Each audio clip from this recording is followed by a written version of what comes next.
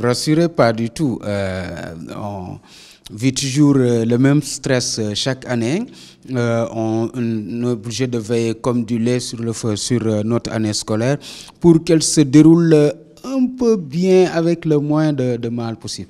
Et ça s'accumule pendant des années et ça va faire des déficits pour nos jeunes, pour nos enfants. Or, je rappelle que le monde, aujourd'hui, c'est un monde ouvert. Vous avez des jeunes Indiens, vous avez des jeunes Canadiens, vous avez des jeunes Sud-Africains qui vont s'intéresser à notre espace, qui vont vouloir investir ici. Le monde est ouvert. Et donc, chacun doit être préparé et c'est une situation qui dure et qui est préjudiciable, justement, à la volonté d'émergence pour le Sénégal. C'est une question qu'il faut vraiment qu'on règle définitivement pour aborder justement les questions de fond, pour transformer notre système éducatif tel que ça a été défini au niveau des assises de l'éducation et de la formation. Donc on est inquiet d'autant plus que on avait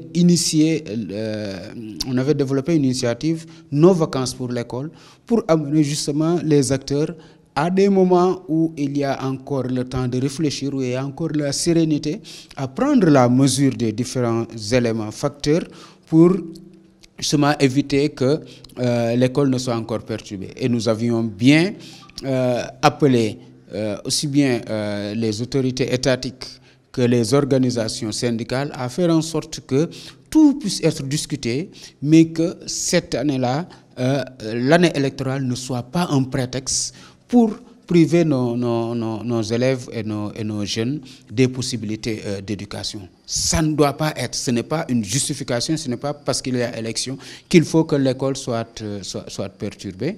Donc nous faisons encore cet appel-là pour que les gens trouvent les compromis ou les consensus qui leur permettent de faire les jalons qu'il faut, d'avancer et surtout que tout se passe de façon à ce que l'école ne soit pas perturbée au niveau des enseignements-apprentissages.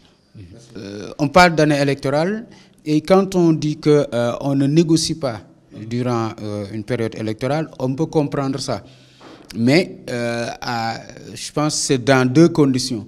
La première, c'est que les organisations syndicales ne doivent pas présenter à ce moment-là de nouvelles revendications.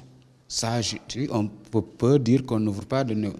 Par contre, si la question qui est posée, c'est le respect des accords de l'État, si on a des difficultés qui seraient dues à un manque de respect des accords de l'État, ça, on demande à l'État, au contraire, de discuter, de négocier, de dialoguer. Donc, à cette condition, parce que si c'est des choses qui sont déjà prévues, signées par l'État, pour préserver l'école, il doit veiller à ce que tout ce qui devait être fait à un moment donné, à un jalon donné, le fasse. Donc, dans ce cadre-là, on peut comprendre qu'on dise que ce n'est pas le moment d'entrer dans des négociations, pas pour de nouvelles demandes, pas pour de nouvelles revendications. Par contre, pour des engagements déjà pris, il faut la responsabilité et la conscience des enjeux pour nos élèves, pour éviter qu'il y ait une perturbation pour cela. Et donc, de ce point de vue-là, nous, on demande vraiment à l'État de tout faire pour que tout ce qui était prévu soit fait et toute la communication qui l'accompagne le soit et qu'il y ait au contraire une atmosphère de dialogue comme il y a toujours eu, avec ou sans année électorale. Merci.